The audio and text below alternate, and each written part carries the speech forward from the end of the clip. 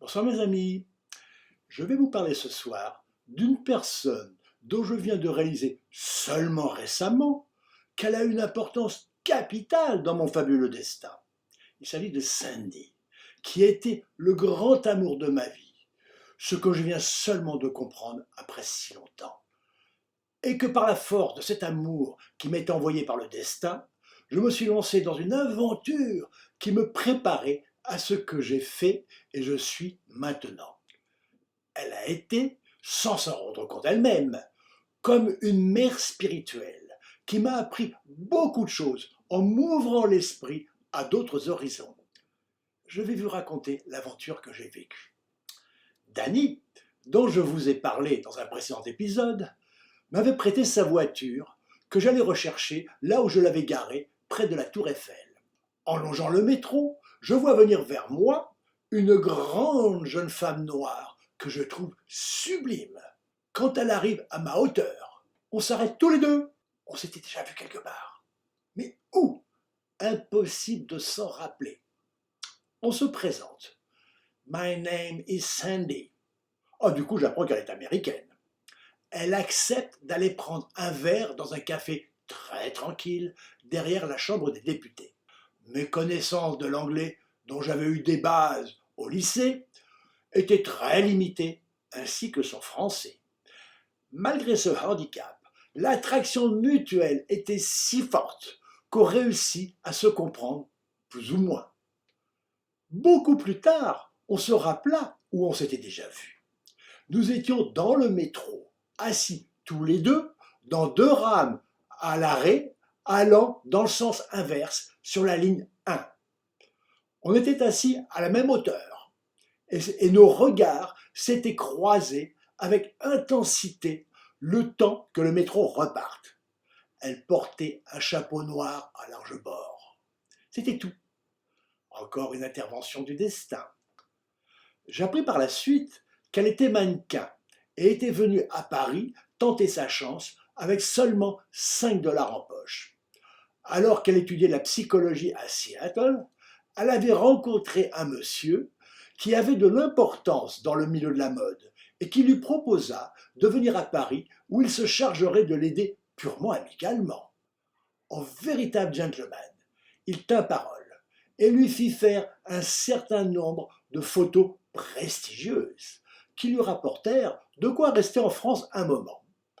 En particulier, elle posa pour Paco Rabanne. Elle était à Paris depuis un an, mais au moment où je fis sa connaissance, elle allait repartir la semaine d'après aux USA.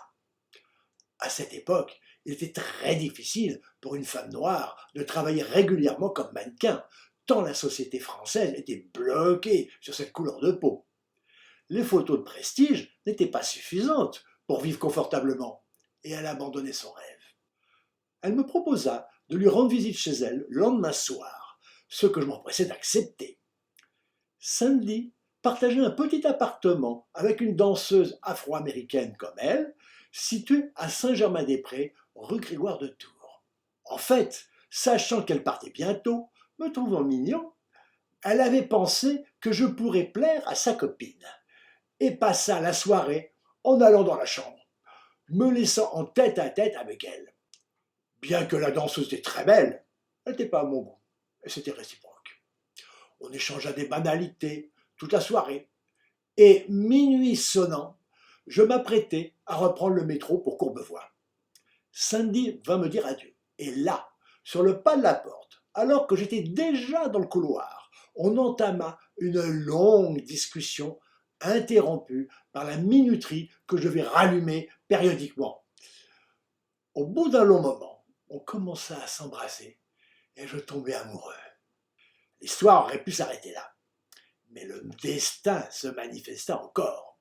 On entendit monter dans l'escalier et un de ses copains arriva pour nous proposer d'aller ensemble dans une fête qui se donnait dans un vieil hôtel particulier situé dans le quartier du Marais.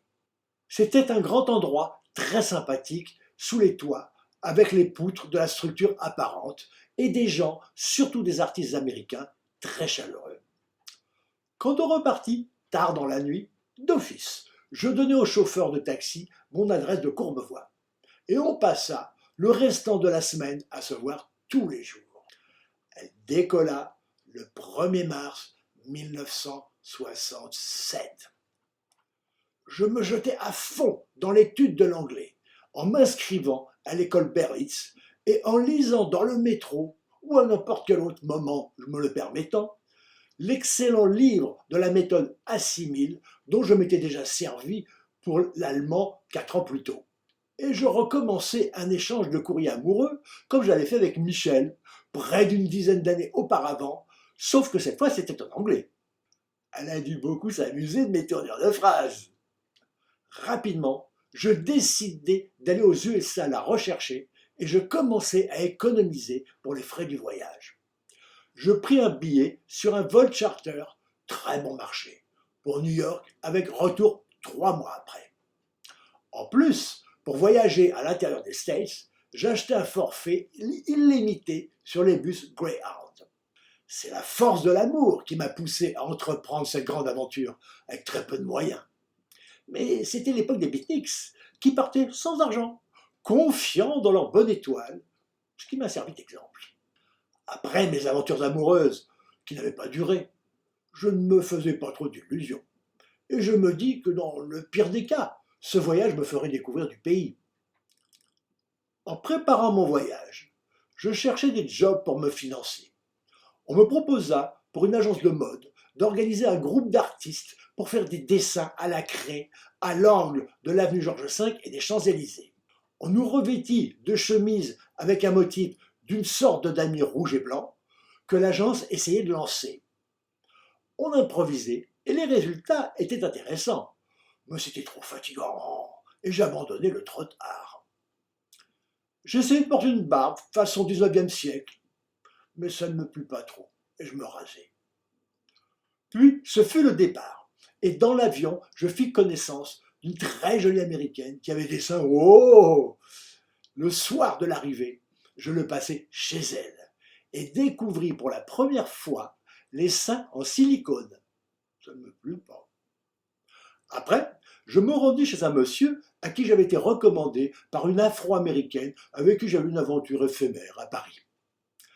Il m'hébergea pendant 3 semaines à Greenwich Village, mais me dit de partir quand il finit par admettre que je n'avais pas ses mœurs homosexuelles.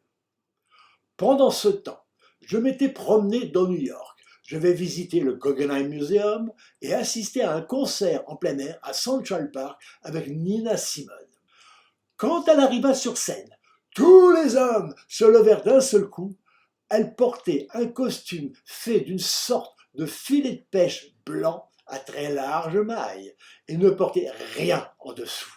Dans l'arrière-salle du café à la mode Le Figaro, à Greenwich Village, je découvris avec surprise que contrairement aux films que j'avais vus, on ne jouait pas au poker, mais aux échecs. J'y fis la connaissance d'Emile, un Afro-américain qui était payé pour jouer avec les joueurs de très haut niveau. On devint de grands copains. Et quand il retourna à Paris, où il habitait, j'allais souvent jouer avec lui, et quand j'ai réussi à le battre pour la première fois, ce fut un grand événement. J'allais aussi voir la Statue de la Liberté, et je me suis même monté dans la tête, qui était encore accessible, pour découvrir une vue magnifique sur New York et son port. Avec toujours en tête Sandy, je repris la route pour me rendre au Canada, à Montréal, où se tenait une exposition internationale.